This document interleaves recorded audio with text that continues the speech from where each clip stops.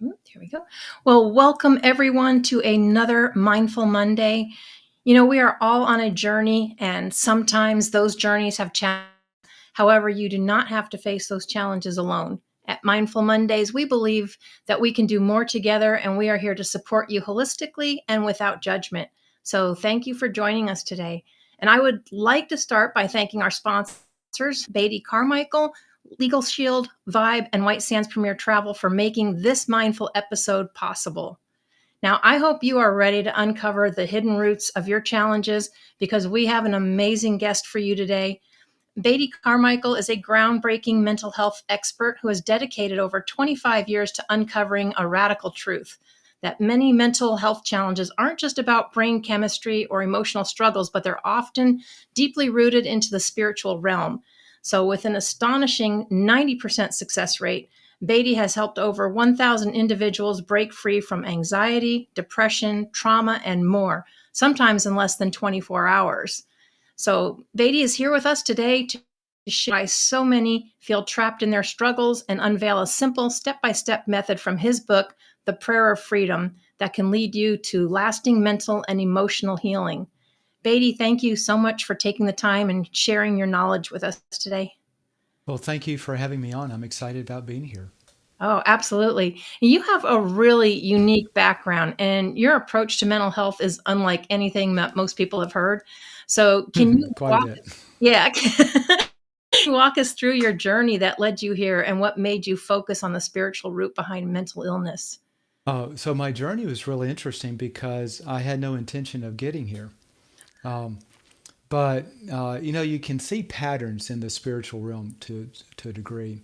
This is what karma is all about. You do bad things happen to you. Those type of patterns. And one of the patterns that happened with me is I was born into a family of 7 generations of medical doctors. So everyone focused on healing through the science of medicine. I did not go into medicine and I went into business. But about 9 years ago, the Creator God put a burden in my heart to go pray for people for healing. And it scared me, it astounded me. I didn't have any clue what to do. And it took me about 6 months to get up the nerve to actually go try it. And I would go out and pray for people, and a third of the people I started praying for were instantly healed. And that began this journey of understanding what goes on in the spiritual realm that a prayer can access that causes healing. And I started to see initially pain disappear, like RSD and arthritis and degenerative discs, backs restored from degenerative disc, those type of things. And then over time, I started seeing mental illnesses go, other diseases and issues disappear. And as I started to really dig in deep to understand what's happening, because I mean, imagine you're just a business owner, all of a sudden people are getting healed, and I'm going, what in the world is happening? Something is, it's not me. There's Right. something in this other realm. So as I took really a deep dive into it, I started to uncover a lot of things that really are astounding. And now that's what I teach in my book. And my book is actually a workbook to go through a lot of this stuff. But that's the beginning story of how I got here. There's more to it. We'll probably peel back the onion on, but that got me here. Yeah, no, that's incredible. And I would imagine that would be pretty scary because I would imagine not everybody was all receptive or, you know, to that. That I mean, that had to be a different approach to come to people. I got a lot of rejections, yes. Yeah. But here's what's interesting. Within a year, 90% of the people I was engaging with were being healed. And it's interesting, just kind of on this subject, but off.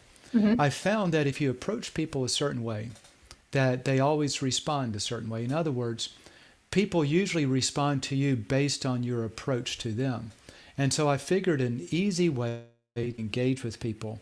What I'd started doing is I worked during the week, and so I'd say, hey, on weekends I'll go out to Walmart, and I found this one Walmart where people were most receptive. And I'd just walk up and say, I'm praying for people. Do you have any sickness or pain you want God to heal? They either say yes or no. And and it was okay if they said no. But those who said yes, 90% were seeing great breakthroughs, just like right there on the spot. Wow.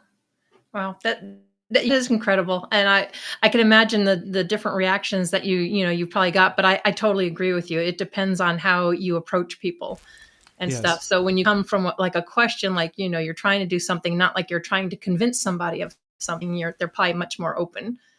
that's it. It's a lot of times people have something that they're trying to get rid of, something that Hmm. they're concerned about. And if they do, then they'll usually respond. And if they don't have any issues, then they don't. So it's a real easy way. It was an easy way for me to ferret out who is interested and not. I don't do that anymore. I learned later that it was a special gift God gave me, and then He took it away. So I go and pray for people and nothing happens. So what I do today is I teach them how to pray for themselves in a very kind of structured approach. And 90% they're getting rid of, as you mentioned, anxiety and depression, bipolar disorder, addictions, chronic pain, glaucoma, backaches, and all kinds of stuff. It's been miraculous, and it's been a lot of exciting to see people's lives being changed. Yeah. Yeah. I remember I watched one of your episodes and stuff. You had talked about that where, you went around healing all the people and then all of a sudden it got taken away. Do you want to expand on that experience? Yeah. I had this gift for about 6 or 6.5 years, and I was consistently seeing 90% of the people I prayed for being healed of whatever they were dealing with.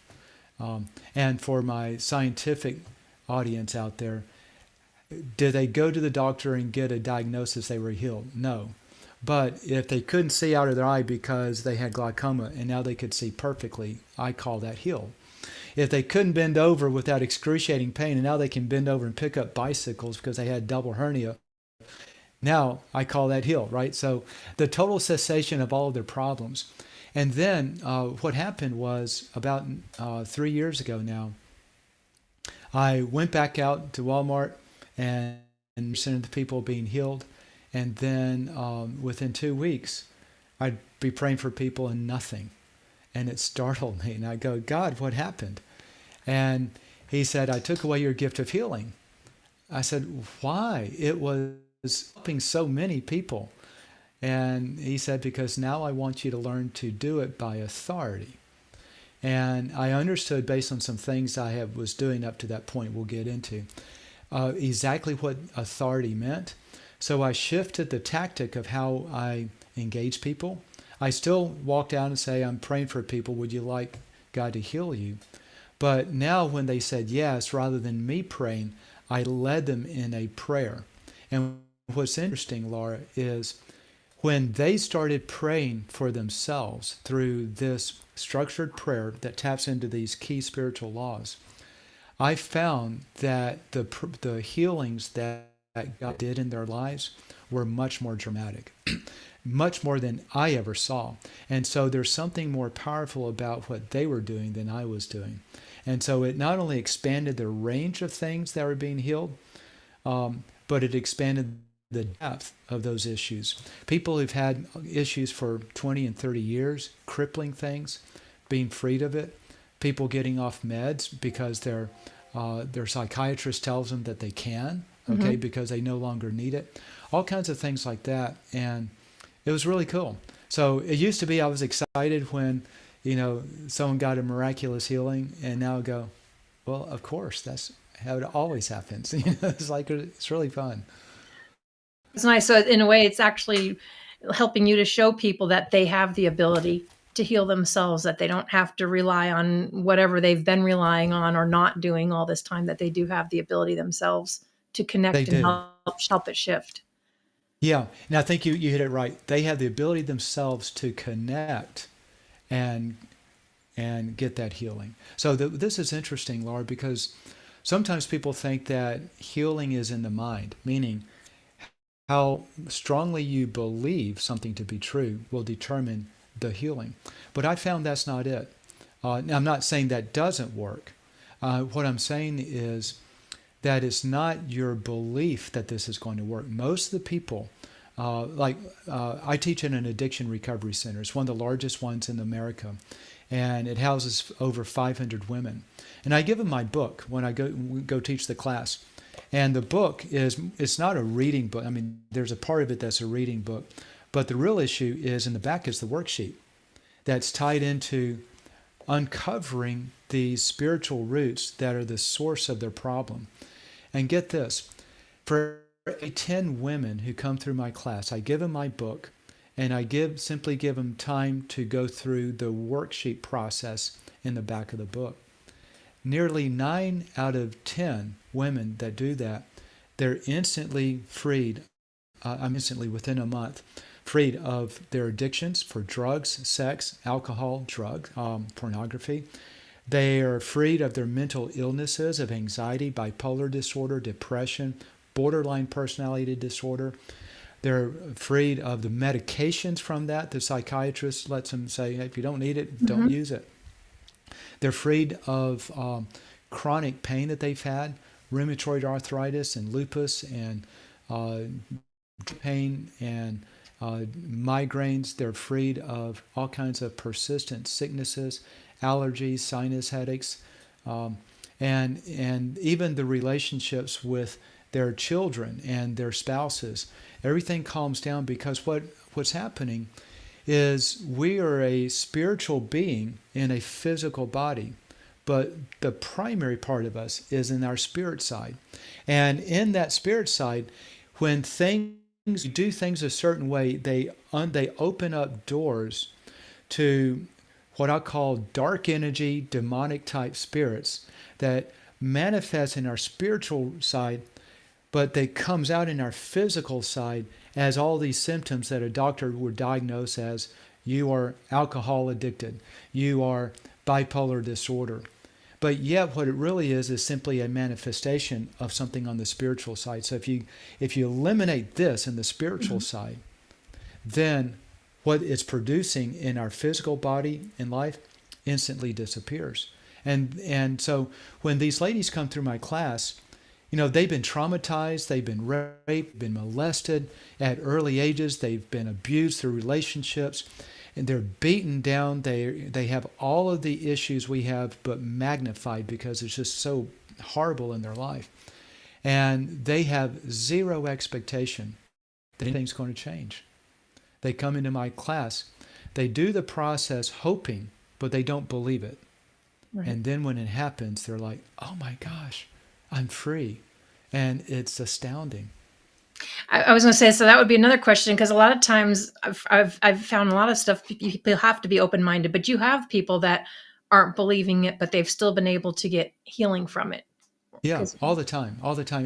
I remember in one of my classes when I'm teaching on this, okay?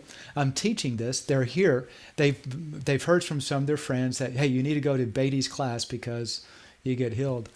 And I remember this one lady, she's not paying attention to me as I teach. She's rubbing her temples, she's rubbing her legs, and you could tell that she's really distracted. So I literally stopped and said, excuse me, are you in pain?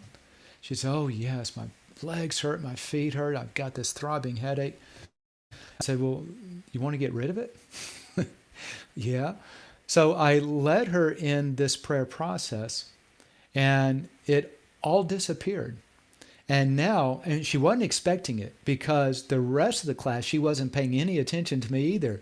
She was just in this dumbfounded mode, like the deer caught in the headlights, right? Just like this. Yeah. And she is so distracted because she never expected it. And she's had that pain and the migraines and stuff for so many years. It was part of her. And she actually came back after class was over, and she said, I'm so sorry that I hope I wasn't distracting. I wasn't paying attention, but I just didn't know what to do. I'm crying because I'm out of pain. It was that type of thing. So this has nothing to do with whether you believe it's going to happen. She was following along, and it happened. Yeah.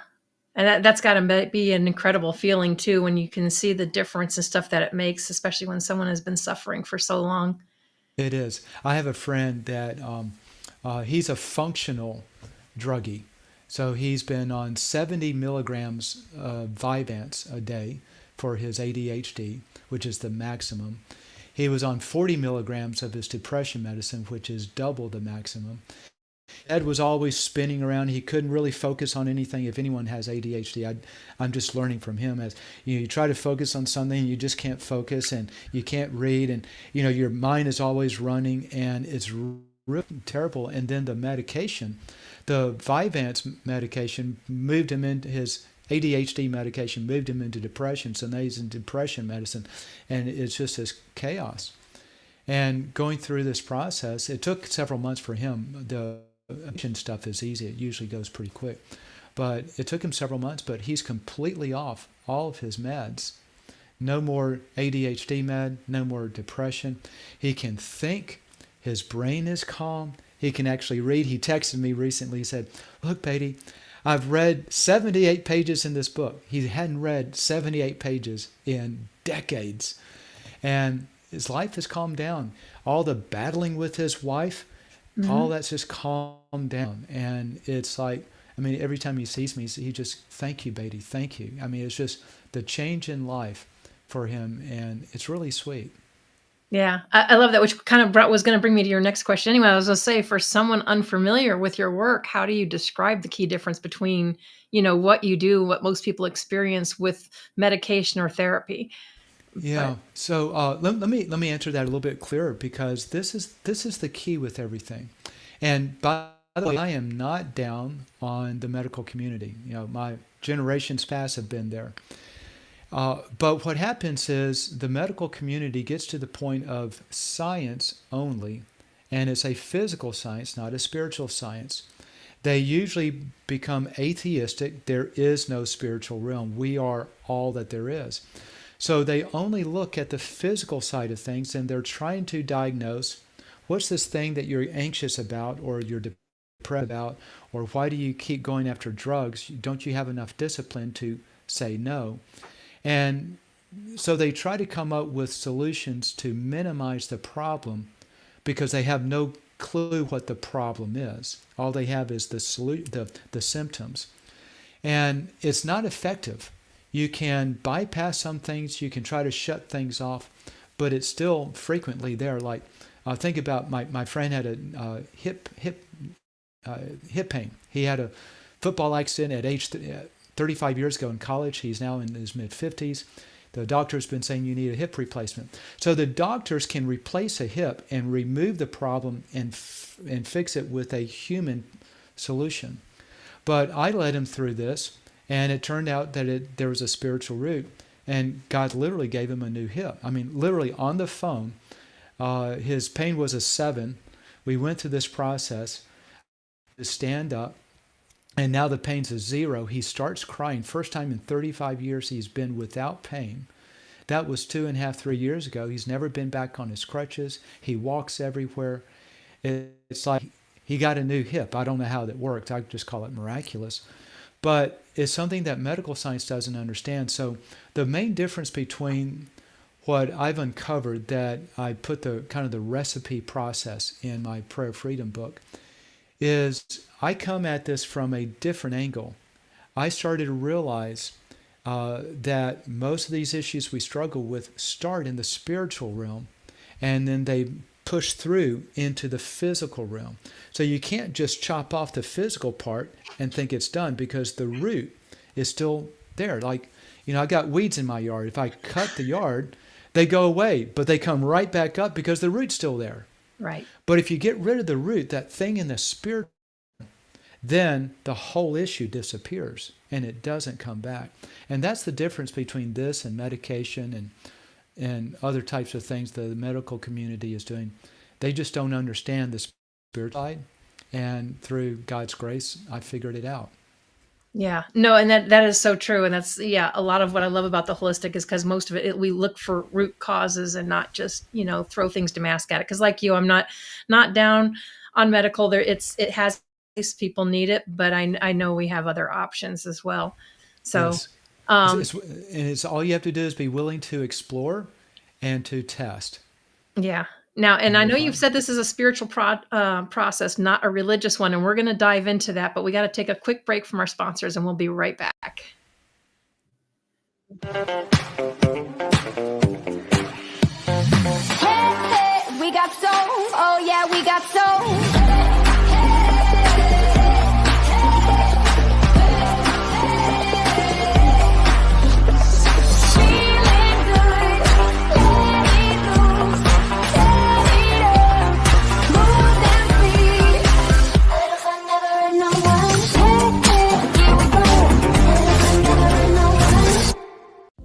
Relief for PTSD, anxiety, pain, insomnia, and many other ailments. Introducing Vibe, the world's only pocket PEMF device. You place in your pocket while cooking, cleaning, relaxing, watching TV, sitting at your computer, reading, or walking. Self-contained standalone device. No drugs. No other phone or Bluetooth connections required. No monthly subscription fees. No apps to download. No boson. The future of medicine is in the frequencies. Come join the revolution.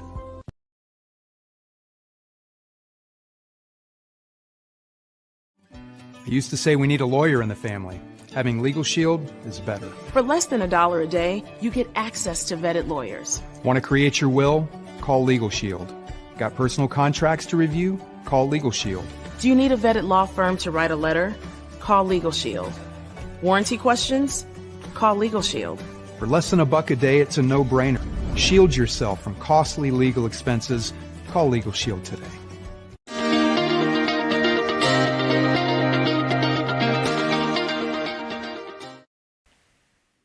So, Beatty, maybe you can go into a little more detail with that, because you say it's spiritual, it's not a religious one. What exactly do you mean by that? Okay, now we're going to take the deep dive and peel back, open up the kimono, and show you what's really going on. First off, let's define religious versus spiritual. Most of us recognize there's spirituality going on. There's a spiritual realm. You have a lot of religious and spiritual based books, like you have the Bible as an ancient biblical text that speaks on spiritual things. But then you have the belief system that's tied into it, and it's the belief system or the faith of a religious text that turns it into a religion. Does that make sense? It does. Mm-hmm. So religion is what you believe to be true because it's your faith. Spiritual is what is true because it is a law that you can actually identify and prove its existence in. And so this is all tied on the truth, the spiritual law's truth. But to help understand what's really going on, I got to take you back to a year after I started praying for people. One of the things that happened in this is because I didn't understand what was going on, I took a deep dive into the ancient biblical text that starts about very spiritual laws, because I was looking for what's going on spiritually. And I knew that the Bible was the most accurate of the ancient religious texts, and you can prove a lot of these things. And so I went there as a scientist, scientific mind, marketing mind, to look for things I can test. One of the things that we talked about, I tested, and that's when my healing jumped by 3 times. It went from 1/3 to 90%. So doing one practice, which was fasting, water only. But then at that same time, and we can talk about that if you have interest, but it's a powerful thing. It seems like it's just a physical thing, but it actually has very high spiritual significance. But during that same time, God started to lead me into deliverance, which is interrogating and casting out the dark energy, demon spirits from people. So we're going to get really weird, okay? So is that okay? Get really weird? Yeah, you go okay, right great. ahead. Go right ahead. Good. So I find it fascinating, so go ahead. Yeah. So one of the things I started seeing in the Bible text is there's this passage that says our battle is not against people of flesh and blood, but against persons without bodies. The reference is Ephesians 6:12. And what that means is you and I are a person in a physical body. Our person is our soul. It's not our body. Our soul, which is in the spiritual realm, is our mind, will, emotions, personality. because when our body dies, our soul continues to live. Are you right? Okay. Mm-hmm. So we live, just not our body. So a person without a body is maybe, I don't know if it's a disembodied soul, but it's a spiritual entity that has no body, that then looks to inhabit within our body to live out its issues. So it's a real person just now occupying your body. And there's a reason they're there. So the form of deliverance is when you help someone who has these other persons tormenting their life, and you get those other persons out of their body, so it's only them that remains in the body. And if anyone's ever heard voices in your head, that's almost always that other person. If you hear different voices in your head, you got multiple of those different people. So the first deliverance I did was with a lady named Alexis. And what happens, this isn't always, but if you watch the horror movies, you'll see this type of thing happen. Alexis went into a trance, the person of Alexis, and her eyes changed, and they were very evil. The voice and the vocal tone and quality changed, and you could tell this was a completely different personality. It started heckling at me and laughing at me, and so now I'm engaging with this other person within this body. So that's how this works. But the way that you do deliverance, and this is what started to teach me the backbone behind what I do with the prayer of freedom, is the way that you get a dark energy, demonic spirit out is you break its legal right. So here's how the process goes. So first thing is the Creator God wants that person free. So I ask Creator God, by your authority, bring the first spirit up that I need to deal with. And I remember one of these guys, it was a guy named Josh I was working with. And the first spirit that came up was Seth. And I said, Seth, what is your role? Now I'm interrogating because I need to understand what's going on so I can get rid of him. He said, my role is the gatekeeper. So here's what the gatekeeper in the spiritual realm is. If you think about ancient cities, they had walls around and they had a gate. The gatekeeper was the low-level soldier with a high responsibility. If in time of war he didn't close the gate and they were opened up, the enemy can come in. So the gatekeeper keeps the city safe. In the evil spiritual side of things, the dark energy part of the spiritual realm, the gatekeeper is the one that opens the door to your soul and invites other dark energy spirits in. That's what says. I said, what is your legal right? The legal right is the authority that Creator God puts in place that allows that spirit to actually create havoc in your life. He said legal right was Josh played with a Ouija board at 7 years old. Josh is now 32 years old, so this is 25 years. And Josh said, I did not. I mean, he said, my sister was playing with it. I didn't want anything to do with it. She communicated to me through it. So watch this. His participation, a Ouija board is dark energy, it's a occult. By him watching that thing move around as she was communicating with it, or it was communicating, he opened the door without knowing it to a dark energy demonic spirit that now came into his life. And that spirit started to bring other spirits over the years into his life. And what's also interesting is every time I've interrogated, and I've cast out thousands of these things, every time you interrogate one of these spirits and ask the legal right is always what the Bible calls an unrepented sin. What I would say is, in more spiritual terms, when Creator God creates man, He placed a conscience into us, and in that conscience He wrote His standards of right and wrong. This is why when we do something bad, we feel guilty, even though no one told us that we need to feel guilty about it. We know that we did wrong. Does that make sense? Yeah. Mm-hmm. So when we violate that, then that creates an open door, legal right for something to come into our life and create havoc.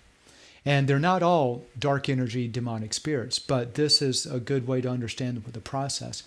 So once I identified with Seth, his right, I then told Josh, you need to confess that was wrong. That's all this Creator God wants us to do, is to own up to our own problem that we did it wrong. And then he releases the legal right. So I led Josh to say, basically, God, I confess I was wrong playing with the Ouija board. So then I go back and interrogate Seth. Do you have any other legal right? No, because now the legal right is gone. And now I can, using God's authority, command Seth to leave, and he has to leave. So the process is, when we violate God's standard, it opens a door, potentially, to allow some sort of a tormenting spiritual entity to come into our life. And then when we confess that we were wrong with whatever that was, we can now get it out. And this is the process that I've been using now for years in setting people free. I've identified the workbook portion of my book, which is in the back of the book. I've identified 18 different categories of where we violate God's standard of right and wrong. Sometimes we don't even realize that we did it, but he does, and it opens up this doorway.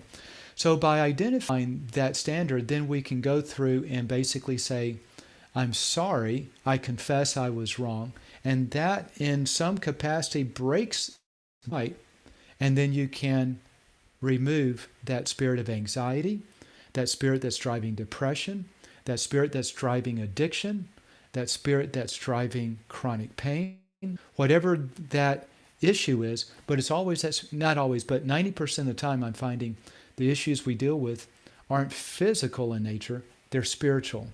And once you get that entity out, that dark energy entity, then the physical manifestation of that disappears with it. This is making sense? It does. So, so basically you're saying, like what he had, the root cause, when you let something in or basically did something, you probably shouldn't have done, it has started to create that. That's kind of what you're finding at the root of almost everybody's issues, whether it's the anxiety, the PTSD, mental health, all of that. Yeah. Yeah. And it's, and there are different ways that this stuff happens, but the basic recipe is, when we violate God's standard, there's a consequence, right? Mm-hmm. This is what I was mentioning earlier with Hinduism and their karma idea. If you do bad things, then there are going to be bad things that happen to you. If you do good things are going to happen. What's the connection? The connection always has to be in the spiritual realm, because it's not physical. The connection is, bad things actually originate somewhere in the spiritual realm, and the bad things that start to happen to us originate there as well. So we just eliminate that part and it disappears. Makes sense. Yeah, and I can see how that would make definitely matter for when it comes to mental health, right? Yeah. Because, yeah. So let me share some. Can I share a few stories? Mm-hmm. Okay. Yeah. Oh, please. So now this isn't only mental health. Mental health is real prevalent because 66 million Americans are on psychiatric meds, mm-hmm. and they're not getting off because most people say that it's incurable. I'm seeing people get off of those meds typically in less than a month, frequently in less than a week, and sometimes in less than a day, by handling it this way. But if you go outside meds, outside of psychiatric, one lady came up to me. She had rheumatoid arthritis for 20 years. She asked if I would pray with her. I said, well, sure, but let me ask you, do you have unforgiveness for anyone? She said, yes. I said, who is it? I said, my sister, she did something against my mom years ago, and I've never forgiven her. See her correlate? She's had rheumatoid arthritis about 20 years, and her sister did something 20 years ago that she hadn't forgiven. So I said, would you be willing to forgive your sister? Yes. So I led her in a short prayer. This is a non-religious but spiritual prayer. Dear God of the universe, I forgive my sister for what she did against my mom. Now would you remove my arthritis pain? That's all it was. Within the hour, the pain had disappeared. She went back to the doctor 4 weeks later, and he was surprised, so he checked her again for arthritis, and her body had no arthritis in it. And not only that, he said, and your body shows no signs of ever having had arthritis. It totally disappeared when she forgave. And unforgiveness is one of the biggest spiritual roots. So let me tell you another story of unforgiveness. I was out at Walmart, and my wife and I just prayed with this homeless couple out there. on something. They were getting a new apartment from the government. So we said, well, here, come in. We'll help buy a few things to get you set up. Some bed linens and cooking utensils and stuff. And while there, I picked up a book about the size of my book, The Prayer of Freedom, on spiritual growth. And as we're walking down the aisle, I was teasing with Brandon, the man, and said, you're going to have to steal the book from Lanita because she's not going to let you have it. And she said, oh, no, Brandon reads everything to me because I can't read. And I said, oh, I'm so sorry. Have you never learned to read? She said, no, I know how to read, but I can't see to read because everything is blurry.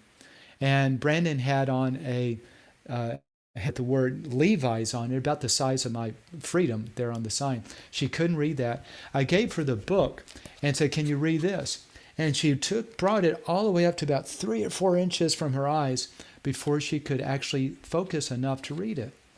And I said, well, God doesn't want you to have bad vision. He wants you to have good vision. Can I pray for you? She said yes. And as I'm about to pray, God prompted me to ask, do you have unforgiveness for anyone? She said yes. I said, who is it? She said, it's my ex-boyfriend. He abused me and beat all my teeth out. She had no teeth, top or bottom. It just pounded into the side of a dresser over and over and over again until everything was broken out. So just a horrible trauma. And I shared that because that is a difficult thing to forgive, that level of trauma. But she chose to forgive. And so I just led her to say, God, I forgive Bill for what he did. And then I say, God, I ask that you would restore her eyesight. I said, what's your eyes like now? I can see all the way to the edge of the Walmart. I can read his sign on the hat. So then I held up my book, not my book, but that book I was getting, and I held it up about 3 feet away, and she could read it perfectly clear 3 feet away. Wow. Instantly healed eyesight simply by nullifying a spiritual root of unforgiveness and forgiving someone. And I see this type of thing happen, whether it's a chronic pain, anxiety, or addiction, or anything else. Because most of us, we pray, God, please heal me. But God says, confess that you were wrong, and then you'll be healed. James 5:16 says, confess your sin. Confess that you were wrong, ... and shall be healed. And that's what I'm saying. I'm taking these spiritual laws from the ancient Bible text. It says, if you do wrong against what I've said to do, you're going to be sick and have chronic illnesses. If you confess that you were wrong, I'm going to remove them. That's all this is. And so do you agree then? Because I've heard from a lot of people, when you are forgiving someone, it's not saying that it's okay what they did, but you're forgiving it basically for yourself. And almost. But you're right. Watch this. Let's say that, a perfect example, I'm teaching at the Addiction Recovery Center. I'm talking on forgiveness. And a lady raised her hand and said, how do I forgive the 4 men who raped me? There's no way that you can agree that being raped was right. And what I helped her understand is, a lot of times when we look at the person who's hurt us, we see them in light of the hurt that they did against us. But you have to take that hurt and shift aside, because it's what they did that hurt you. It wasn't them. And in the world of addiction, it's really easy to describe this, because all of these addicts, they don't want to be an addict. They don't want to shoot up. They don't want to get drunk again. But there's something inside them that creates such an insatiable urge that they can't not do it. And they'll all tell you, I don't want to do it. I didn't want to do it, but I did it anyway. And so what you're seeing is the spiritual battle, because addiction most of the time is a spiritual entity of addiction that amplifies the urge to where it's impossible to resist. You can resist for a little bit, but it's like going to the bathroom. You can only hold it in for so long, and then it's going to come out whether you want it or not, right? So that's what happens with this addiction. And as I was sharing with them, you go back into addiction when you don't want to. That's what happens with these people that have hurt you. Not them, but something in them that's driving them. So you don't forgive what they did. You simply forgive the person, not what they did, but the person. You separate out what they did from the person. So when you forgive them, it's actually a spiritual release. There's a physical aspect in your body as well, but there's a spiritual release that now God says, You did what I told you to forgive your fellow man. We're all reaching up to the hierarchy of love, and love forgives. So when you don't forgive, you're not achieving love. You have to forgive. It doesn't mean that you forget. And it also doesn't mean that you cease looking for vengeance. It's okay to forgive the rapist, but prosecute them to the best, hardest extent of the law to put them in jail because it was a criminal act. But you're not doing it out of emotion. You're doing it out of, it's the right thing to do. Revenge, God says, don't take revenge. That's when you try to do it. Right. But God says it's okay to desire vengeance for what someone has done against you. So there's a difference between forgiving and saying what they did was okay. Does that help? Yeah. No, that's explained very well. Thank you. Yeah. So do you, when you're doing your work, are you mostly working with addiction centers and matters, or do you work with veterans as well? Because Yeah. So actually, I personally don't work with anyone except the people at the addiction center, because I don't want this to come out wrong. I don't want to be spending all my day, all the time, talking to all these people when all I'm going to tell them is go do the book. Because, and this is the cool part with addiction, I teach at the Addiction Recovery Center because it's rooting to me. I love doing it because I see life change. But what happens there is I simply give them the book, as I mentioned, and I simply give them space to go through the worksheet and then go through the prayer process that gives them the guidelines of what do you say in a non-religious prayer to nullify these spiritual roots and get rid of these dark energy sources. So they're doing it all on their own. I'm not doing any of it. And it works for veterans. PTSD, I see it leave all the time. It works for people in the police force. It works for people who've had traumatic childhood experiences, and it works for people who think their life is great, but they just got all these little quirks and they don't know why they do it, and life is rough, and they just constantly kind of in a little bit of depression, and they realize it's all this spiritual torment, and they go through it and they get free. So it's really interesting. The people who know they need it love it, but there are a lot of people who think it's just life to be in aches and pains and to have a little depression and anxiety all the time, but not enough for meds, and they don't realize that they can get rid of it. yeah, no, I was curious because, like you said, when you're talking to people, you're prompted to ask them if there's something they need to be unforgiven. So does the book guide them through? Because maybe some people don't realize that they ever did anything or experience something that they need to forgive or face. Yeah, so there are 18 categories, and the top 3 are unforgiveness, sexual sin, any sex outside of marriage, and the occult. You handle those 3 things, and you got 80% of what most people deal with. And so when I focus on unforgiveness, it's an easy thing for people to now understand, okay, that's a spiritual thing. I didn't think about it as a spiritual. But it also is a great illustration of the power of the impact of holding on to unforgiveness, what it does. Anxiety, depression, physical pain, physical ailments like glaucoma or things, simply because you hold unforgiveness towards someone. I mean, it's really dramatic what it does. Sexual sin is one of the worst things that you can do because it's like a sexually transmitted disease. Except no protection on it. Rather than sexually transmitted disease, it's sexually transmitted demons. To be kind of cutie with it. But if you sleep with someone and they're dealing with addiction, they're dealing with anger and violence issues, and they've got heavy depression, bipolar disorder, simply by sleeping with them, all that stuff can transfer to you because those are open door legal rights that somewhere in their life they've opened the door.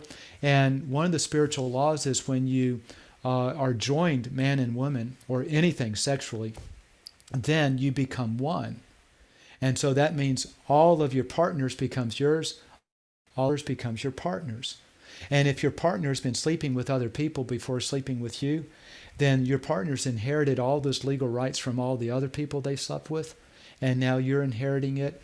And it can be just a real mess. So if, like I remember one of my friends, his hands were always shaking like this. I go, Roger, why are your hands shaking? I don't know. Well, how long has it been going on? Oh, since college. Well, is there anyone that you haven't forgiven from college? No. Did you have sex outside of marriage in college? Yep. Ever played with the occult? No. So it must be the sex. He said, yeah, I was an alcohol salesman, and I would travel around to all the sex bars and partake of the benefits while I was there. And so he started I led him in just confessing that was wrong, and his hands completely stopped shaking. And other things in his life started to clear up. There's a lot of little things that happen in our lives that we don't realize. Some of these things we do, we say, well, it doesn't hurt anyone else. Mm-hmm. I love that person. She loves me. It's okay to sleep together. But yet, from God's standard, there's something not good with that, and it can open doors. It doesn't always, because there may be no doors there. But these are the type of things that I look at. And that's why unforgiveness is always the first one, then sexual sin, and then no, that's incredible. Oh, so what signs can people look for to connect the dots in their own story? Anything. So here's what. There's a great prophet in the Bible named Jesus, and he starts to teach what God has meant for us. And he said that the thief comes to kill and destroy, but he came to help us have abundant life. So anything in your life that's not abundant and is persistent, almost assuredly tied to a spiritual root. So that means if you, like I hired one lady at my work, and on her resume, she had like 5 different jobs, and it was 1 year, 1 year, 1 year, 1 year. I hired her thinking, okay, just bad hires, but I'm a really easy person to work with, and I really like this lady. She comes on board. She leaves literally 1 year to the date, right? Anytime you see a pattern and it's something that's not good, it's almost always the same. If you're always getting in fights with your loved ones and blowing up in anger at them, and you don't know why, and you don't want to, but my gosh, why do you do that again? But I'm so sorry, and you can't stop it. It's because there's a spirit of anger that's gotten in you somehow, and it's inflaming and amplifying anger, and you're always angry. And so anytime you see anything that's a pattern that's not abundant life, you're down, you're not always happy, you got these aches or pains, unless you start getting older and they're physical, or just things like that, then that's a great indication you got a spiritual root. If the doctor says, I can't find what the problem is, that's almost always assured it's a spiritual root. If you got anything the doctor labels as a disorder or a syndrome, PTSD, anything like, that's post-traumatic stress disorder, then it's almost always spiritual, because they can't figure it out, so they just call it by a name. Yeah, I love how we have to throw labels on everything, and then, of course, we have some kind of drug we can throw at them for it, which normally does something good, but usually does more damage than good for the long term. Yeah, for the long term, it definitely does. Wow, this is incredible. So, when you've called research-based prayer, and I think we've talked about this, but the process with nearly 90% success rate, can you explain what makes it research-based? Yeah, and how that changes how people view prayer? Yeah, so when I was out praying for people and then guiding them through this, I would test, let's try this and see if it works. And if it did, I would repeat it again. And if it kept working, I go, that's a spiritual law. And so I'm using the research base. Let me see if this makes illustration-wise. So I've got my pen, and if I let go of it, it's going to drop into my palm. Every time I hold it up and let go, it's going to drop. And if you did the same with your pen, it'll do the same. So now, through empirical data, I can prove there's a law we call gravity. The same thing happens with prayer freedom, is through prayer, if you find that if you pray the same pattern every time and get a similar outcome, now it's a research-based, not a heartfelt, please help, God, I want to be healed, God, please help, okay? Mm-hmm. And like, I remember one of the shows I did, this guy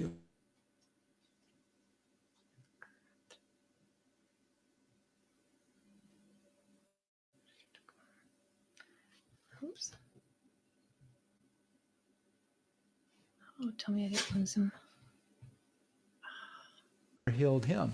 So I said, well, let me show you how this works. So I took him through a different approach. Rather than a command, I command my back and my hip to be healed. Rather than a petition, God, please heal, this hurts so much, and I know you love me, we use authority. God, is there a spiritual root that this is tied to that I need to confess? And something popped into his mind. He confessed, and the pain left. And so it's a research base because I'm using the evidence that the ancient biblical text exposed. I'm testing it, and it's proving successful. And then I start to create a full recipe, the holistic approach. How do you handle addiction? How do you do this? How do you do that? And was able to systematize an entire process on how you go through this so everything disappears basically at one time.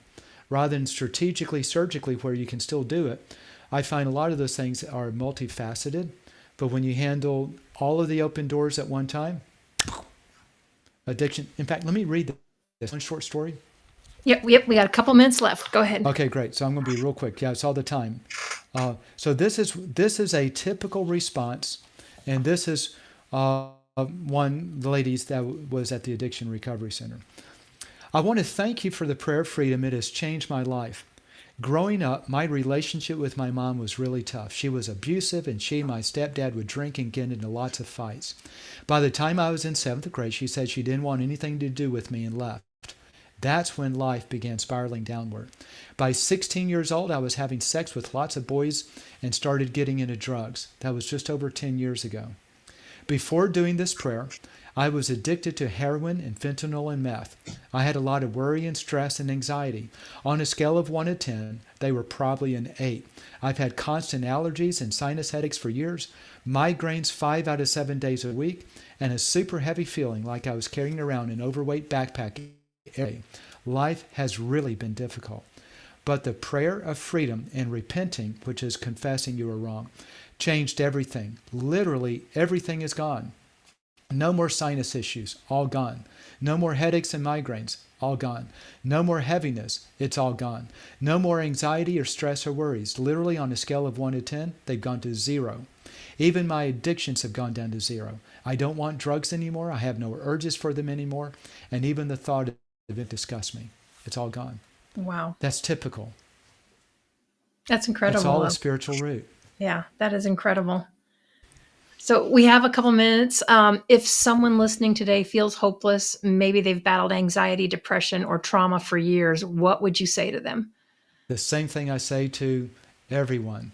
Go to the prayerfreedombook.com right above my head and get the book. And the reason to go to the prayerfreedombook.com is there's some more information, there's some free stuff, but most important, there's a direct link to the book because so many books have the word prayer, so many have freedom.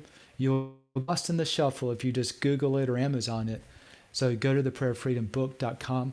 And every time these people at the Addiction Recovery Center, they have begged and pleaded and complained to God, why aren't you taking this stuff away from me? It's never worked for them. They follow this process, this strategic approach, this recipe of how do you approach this Creator God the right way, and 9 out of 10 of them are being completely set free. Wow. That's what I would say. That is incredible, Beatty. Thank you so much for coming on and joining us today and sharing that with us. Greatly appreciate it. Well, thank you for the opportunity to share the message. Yep, absolutely. So obviously if you or someone you know has been struggling, absolutely go to the prayerfreedombook.com and seek it out because, make your own miracle, right? Amen. They can do it with you. So thanks, Beatty. Everyone have a wonderful week and we'll see you next time.